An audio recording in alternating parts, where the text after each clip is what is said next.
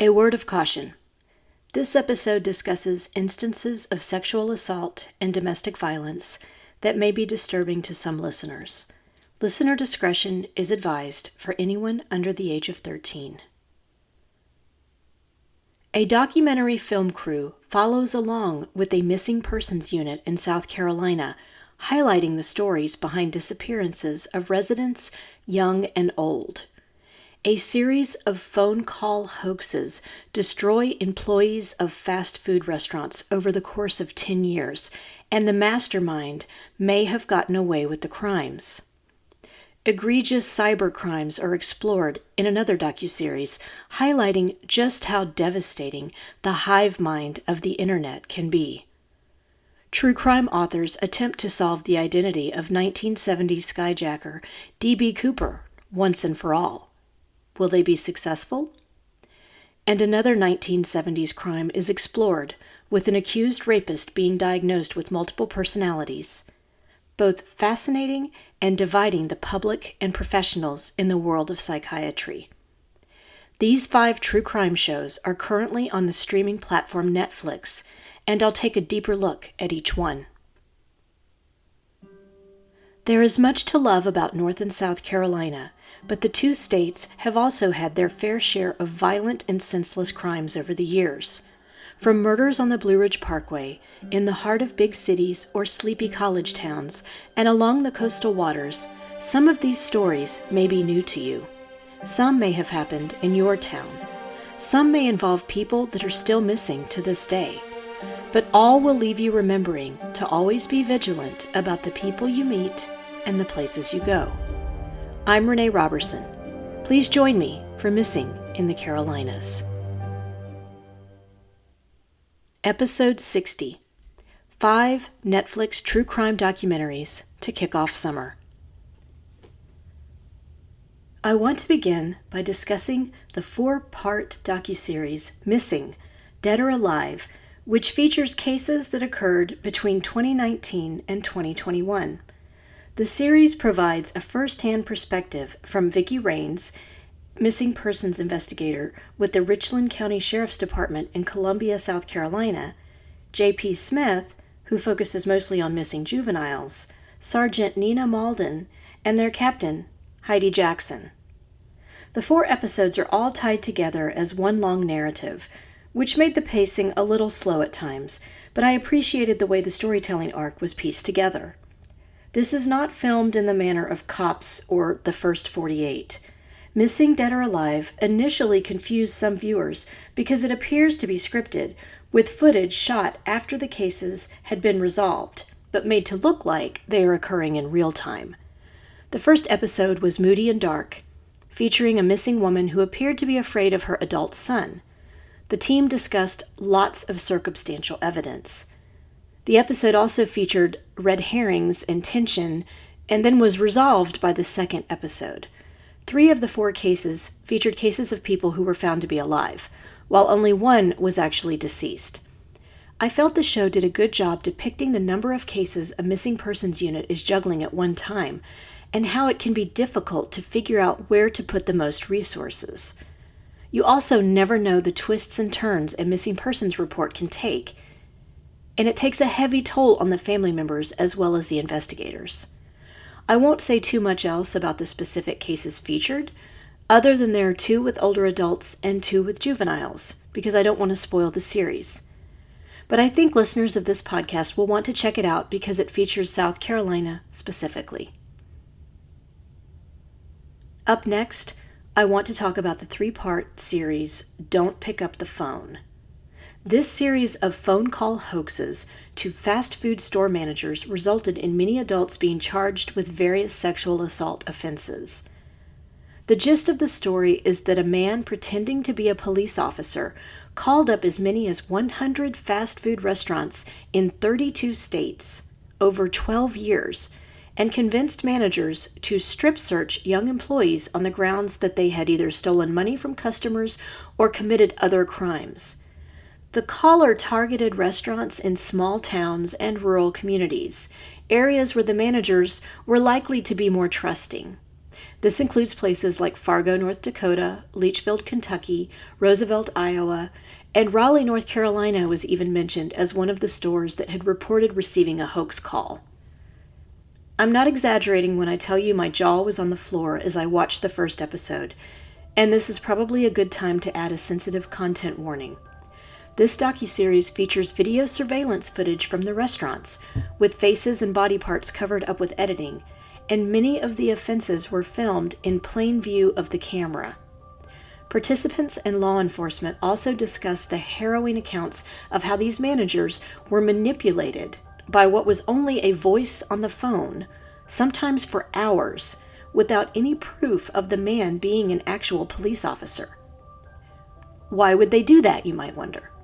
Stanford University psychologist Philip Zimbardo, who conducted a prison experiment in which college students assigned to play guards became so sadistic the experiment had to be brought to an abrupt halt, said the caller was very skilled in human psychology.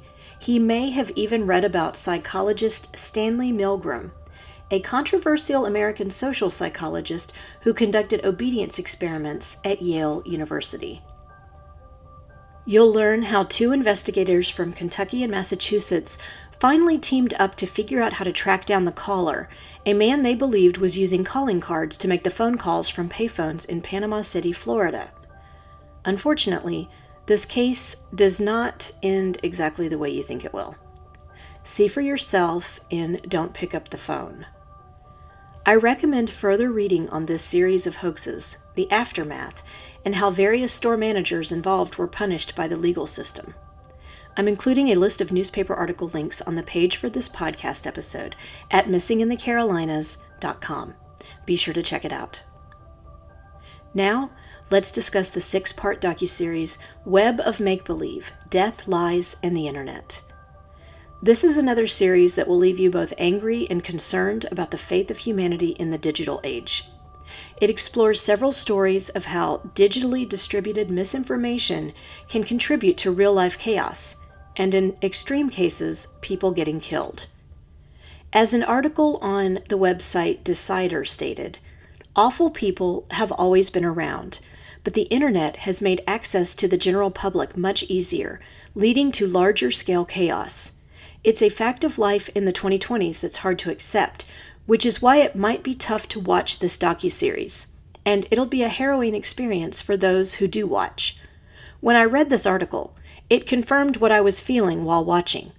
I wanted to yell at the TV, and I longed for the days when technology had much less of an impact and reach on our society. The first episode discusses swatting, which involves people making fraudulent 911 calls to SWAT teams and sending them to innocent people's homes. You'll want to forget the name Tyler Barris, a person I feel is now rightfully in prison for the role he played in the death of an innocent young man named Andrew Finch during a swatting incident with another online gamer.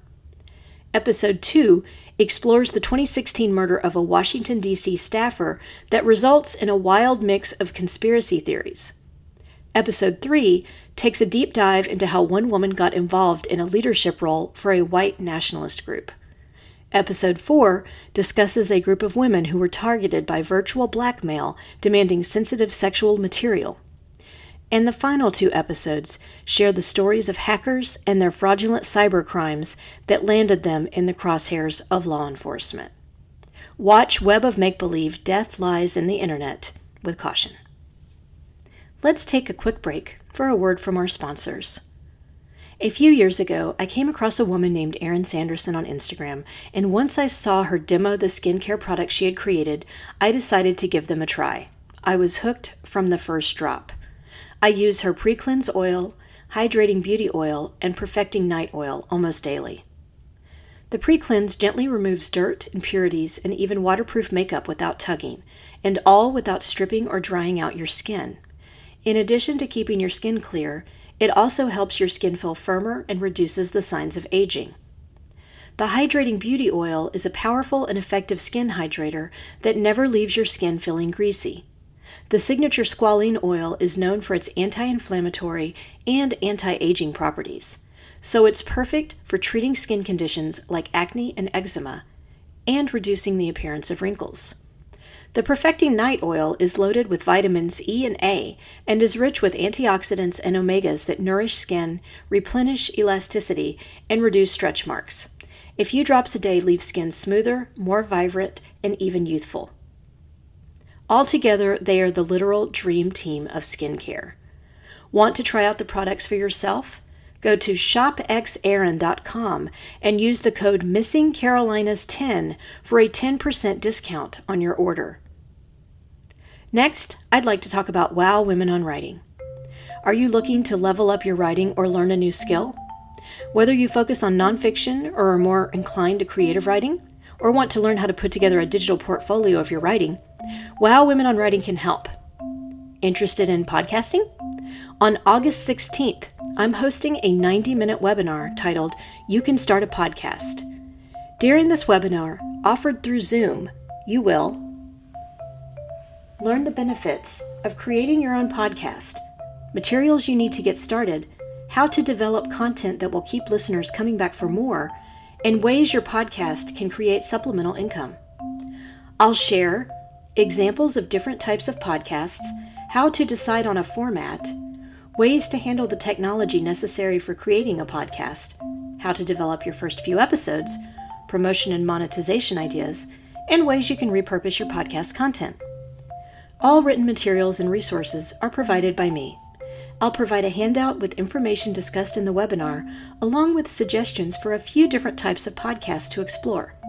The session will conclude with a 15-minute Q&A. Best of all, this webinar only costs $35 and is limited to 20 students, so reserve your spot today at wow-womenonwriting.com and click on the Classroom tab. I'll also post a link in the show notes. And now, let's get back to the show. The next docuseries I want to discuss, D.B. Cooper, Where Are You?, explores what I consider to be a much lighter topic. Being born in the mid-1970s, I had heard about this case and remember seeing a segment on Unsolved Mysteries about it, but this documentary filled in many of the gaps for me. It spans 4 episodes and explains how the skyjacker known as D.B. Cooper became a modern-day folk legend after he threatened the employees with a bomb on a Northwest Orient Airlines flight from Portland to Seattle in November of 1971. He then demanded $200,000 in cash and 4 parachutes before parachuting off the plane somewhere en route to Mexico City. His body was never found, leaving many to believe he successfully escaped. D.B. Cooper has been featured in pop culture in many songs, TV shows, and movies. Fans even created t-shirts praising the mysterious man in black sunglasses for sticking it to the man and executing such a smooth crime without actually hurting anyone. I enjoyed the archival footage and bits of nostalgia featured in this docuseries. It was interesting to see the lack of airline security in the 1970s, as well as the culture of the airlines. The first episode details the plan and the skyjacking. The second episode goes into more detail about why this case became such a pop culture phenomena. The third episode then showcases several different people who were considered suspects at the time. The fourth episode zeroes in on one specific man who claimed to actually be D.B. Cooper. And spoiler alert, we still don't have definitive answers to this question, and probably never will. Author Tom Colbert, brother of Stephen Colbert, wrote a book in 2021 titled The Last Master Outlaw, and he is featured heavily in the series. If you enjoy stories about bank robberies and heists, I think you'll enjoy this one, and you may develop a few of your own theories along the way. In 2020, HBO also produced their own documentary about this case, In the Mystery of D.B. Cooper, and you can find that on the streaming platform Max. And finally, I want to wrap up with Monsters Inside, the 24 Faces of Billy Milligan. At the time I'm recording this podcast, I have 2 more episodes to finish, but I still want to give you an overview of this 4-part docuseries. 22-year-old Billy Milligan was accused of the kidnapping and rape of 4 women on the Ohio State University campus in 1977. But after an initial psychiatric evaluation, it appeared Billy had multiple personalities, or what is now known as dissociative identity disorder. Allegedly, a personality named Reagan had committed the robberies, and a female named Adelana was responsible for the rapes. This was several years after the infamous case of Sybil, and her multiple personalities had been made into a book and then a TV movie adaptation. Sybil's psychiatrist, Dr. Connie Wilbur, was one of the first people to examine Billy and make the diagnosis. The first episode covers rapes on the Ohio State University campus, the arrest of Billy Milligan, and interviews with his siblings and childhood friends. The second episode delves into the childhood trauma Billy and his family suffered, mostly at the hands of an abusive stepfather. It then shares archival recordings of his interviews with the psychiatrists and how the DID diagnosis has been known to divide the professional community. A little spoiler here, but Billy was acquitted of the crimes by reason of insanity. He was hospitalized in mental institutions for many years before escaping and living in obscurity. Along the way, he was also briefly married to a woman he met when she was visiting the psychiatric hospital. The third episode details how Billy's case made him somewhat of a celebrity, and the fourth details his escape. For years, this case has captivated movers and shakers in the entertainment industry. Author Daniel Keyes, who wrote Flowers for Algernon, published The Minds of Billy Milligan in 1981. James Cameron spent hours interviewing Billy for a potential film project before eventually scrapping it. Billy was also suspected of murdering a roommate who went missing from Washington State in 1986, but investigators were never able to find concrete evidence tying him to a crime. While I believe most viewers will be conflicted on Billy Milligan's actual diagnosis, I think this documentary was well done and provides a compelling look at our country's mental health care system. This brings us to the conclusion of this episode of Missing in the Carolinas. If you enjoyed this episode, please do me a favor and give it a 5-star rating wherever you listen to your podcasts. If you'd also like to support the show in a small way, you can buy me a coffee over at buymeacoffee.com, Renee Robertson. Thank you so much for those who have already supported me through this platform. I'm going to highlight you in an upcoming social media post. We're also now on Instagram, Facebook, and YouTube, so please like our pages and get started on a discussion of the missing people profiled on the show. Do you know of a missing persons case in North or South Carolina that you think should be covered? Email me at missinginthecarolinas@gmail.com with any details you can share. And don't forget to check out our sponsor, WOW Women on Writing, and the great programs and writing contests they have there at wow-womenonwriting.com. Cover art for this podcast was designed by Macintosh Multimedia. All episodes are researched and written by me, Renee Robertson, with sound editing provided by Daniel Robertson.